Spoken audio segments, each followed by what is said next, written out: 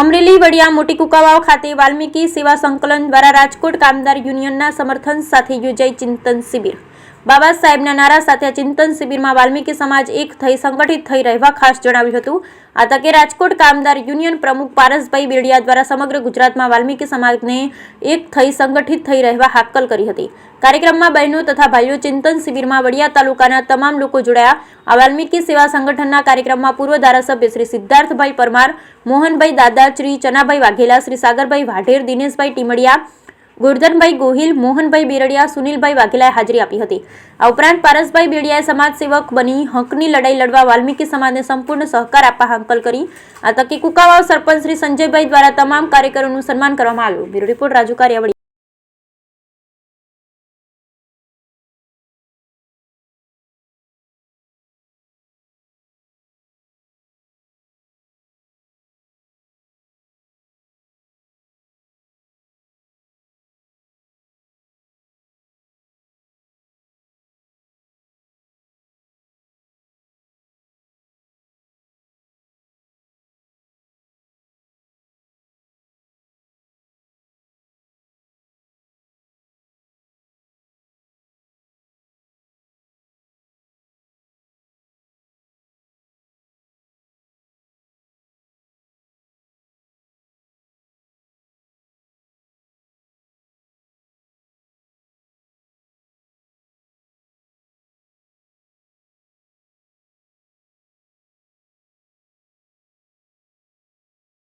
जय भीम, जय भीम।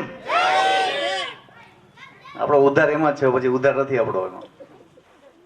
હા, પાછા તમે ગાડીમાં જોઈ લ્યો ફોટો। મતલબ ક્યાંક આપણે સાચા રસ્તે છીએ અને ક્યાંક ગળામાં સાચો ખેસ છે, એના કારણે થાય છે।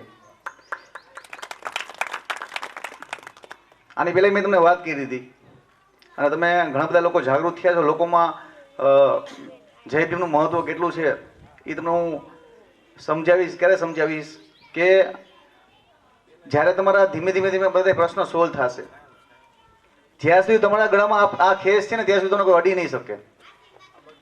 આ ખેસની તાકાતથી અમે રાજકોટમાં 27 વર્ષ જૂનો પ્રશ્ન સોલ્વ કર્યો। મેં તમને હમણાં જ વાત કરી હતી। આમ તો સમગ્ર ગુજરાતમાં 40 વર્ષ જૂનો પ્રશ્ન છે સફાઈ કામદારની ભરતીનો, પણ રાજકોટમાં 27 વર્ષ પહેલા આપણા પૂર્વ ધારાસભ્ય સિદ્ધાર્થભાઈ પરમાર છે, ત્યાંના પેલા જે તે સમયના ધારાસભ્ય હતા, એ 360 લોકોને કાયમી સફાઈ કામદારની ભરતીમાં નોકરી અપાઈ હતી આપણા સિદ્ધાર્થભાઈ પરમારે, આથી 27 વર્ષ પહેલા। એમાં પણ આપણા જે લેભાગો આગેવાનો, જે પૈસા ખાનાર આગેવાનો છે અને શર્મે ધર્મે તો બધા ભેગા થઈ ગયા, પણ હું માનું છું કે હજી અહીંયા બેઠેલા કોઈના ચહેરા ઉપર આવનારા દિવસો ખરાબ છે ને એનો ડર કોઈના ચહેરા પર જોતો નથી। કોઈના ચહેરા ઉપર એવું નથી કે આપણે હજી આથી ભૂખે મરવાના છીએ। એનો મતલબ કે આપણે નિષ્ફિકર છીએ। આપણને આપણા આજની ચિંતા નથી, આપણને આપણા આવતા કાલની ચિંતા નથી। આપણે આપણા બાળકોનો પ્રેમ તો ખૂબ કરશું, પણ એ બાળકોનો પ્રેમ જે છે ને આપણો, એ દેખાવનો પ્રેમ છે। જો તમે તમારા બાળકોને પ્રેમ કરતા હોવ ને તો તમને ચિંતા હોય, તમારું મગજ સતત કામ કરતું હોય કે મારા છોકરાને કેવી રીતે જિંદગી જીવવા દે।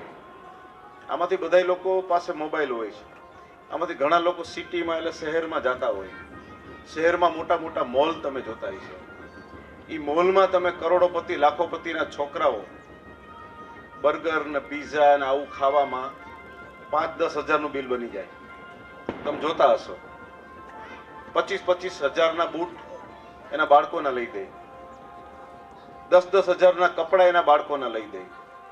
આ બધું તમે જોતા જ હશો। પછી તમે એ પણ વિચાર કરતા હશો કે આવું કાંઈ અમે અમારા બાળકોને તો આપી નથી શકતા। અંદર જાવું એટલે પગ ધ્રુજવા માંડે, ખિસ્સામાં 500, 1000, 2000 પડ્યા હોય, છોકરું વેન કરે, તમે વેને